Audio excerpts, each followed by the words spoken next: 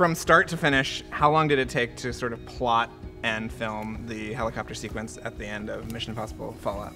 Well, for me, I started in December of 16 and I finished in February of 18, so 14 months. But Wade was on it longer, I think. Yeah, about a year and a half before, about a year before that, we started sort of brainstorming the ideas for different action sequences. Right. Came up with what we'd like to do with an aerial sequence. So Tom could start his training, get his actual private and commercial pilot's license and a helicopter. He already had fixed wing. He's an aviator already, but he had to get his helicopter licenses and get all those up to scratch. Did some rough ideas on what we wanted to do with the sequence, and then needed to formulate the right team. And Marc's worked on previous missions with Tom and was the obvious choice and the best choice for the job. Came on board, and the rest is history. We took Tom's flying to a new level and came up with a sequence that could be, you know, both subjective filmmaking and great storytelling. Well, you've both worked on a lot, not only Mission Impossible movies, but movies in general. And together a lot. Yeah.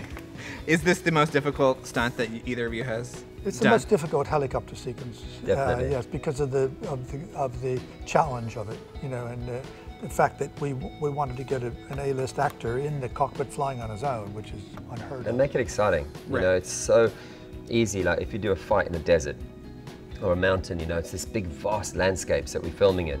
But you're not strobing through things, and it's not that camera handheld movement that gives you all the action and the visceral images that you get in a lot of movies. Right. So it could get boring very quickly. So we had to come up with a way to make the sequence, you know, dynamic and subjective, and really feel like Ethan's in jeopardy all the time. Get the audience in the cockpit with him. Yeah. So that you feel what he's going through. And we couldn't do that if we were cutting to a stunt pilot, and you know, it had to be Tom.